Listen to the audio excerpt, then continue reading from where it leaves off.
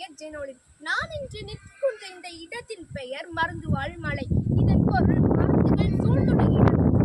இது கன்னியாகுமரியிலிருந்து 9 கிலோமீட்டர் தொலைவிலும் நாகர்கோயிலிருந்து 13 கிலோமீட்டர் தொலைவிலும் உள்ளது.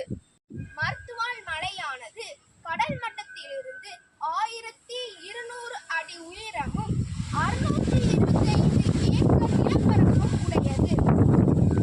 இம்மலையானது தென்மேற்கு தொடர்ச்சி மலையின் தென் முன்பாகவும் கருதப்படுகிறது. இம்மலையின் பெயரானது புராண நூல்களிலிருந்தும் எடுக்கப்பட்டதாகவும் குறிப்பிடப்படுகிறது. இம்மலை மந்திர மூலிகைகளால் தந்திரம் செய்வதாகவும் இப்பகுதி மக்கள் கூறுகின்றனர்.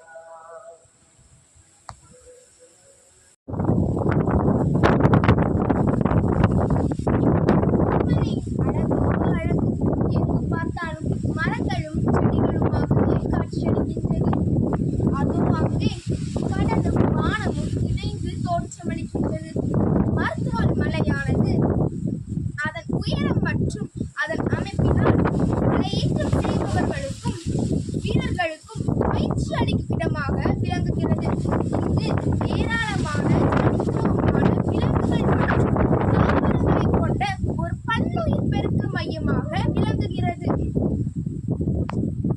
மருந்துவாள் மலையானது ஆன்மீகத்திற்கும் மருத்துவத்திற்கும் புகழ்பெற்ற இடமாக விளங்குகிறது.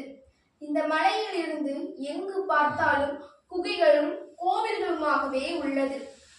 இந்த மலையில் 800க்கும் மேற்பட்ட மூலிகை மருந்துகள் உள்ளன. சித்த மருத்துவத்திற்கு தேவைப்படுகின்ற அனைத்து மூலிகைகளும் இம்மலையில் கிடைக்கின்றன.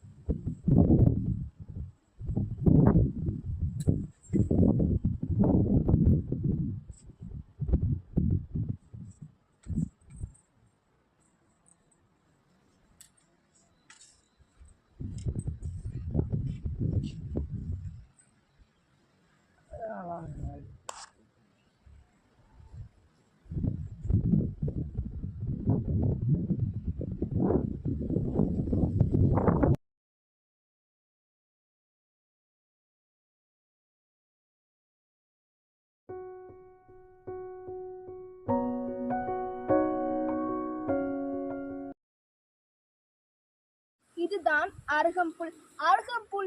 அருகம்புல் செரிமான கோளாறுகளுக்கு மருந்தாக பயன்படுத்தப்படுகின்றது. இந்த மூலிகையின் பெயர் வேலிப்பருத்தி. இதன் அறிவியல் பெயர் பெர்குலாரியா டைனியா. இது அடிபட்ட காயங்களுக்கு மருந்தாக பயன்படுத்தப்படுகிறது. இது இருமலுக்கு மருந்தாக பயன்படுத்தப்படுகிறது. இந்த குகையில்தான் சித்தர்கள் தவம் இருந்ததாக கூறப்படுகிறது. இதே போன்று பல குகைகள் இங்கு உள்ளன. பயன்பாட்டை தவிர்க்குமாறு கேட்டுக்கொள்கிறேன். நாராயணகுரு, ஐயா வைகுண்டர், அகத்தியர் போன்ற சித்தர்கள் இங்கு தியானம் செய்துள்ளனர். அவர்களின் நினைவுக்காக அவர்களின் புகைப்படம் இங்கு வைக்கப்பட்டுள்ளது.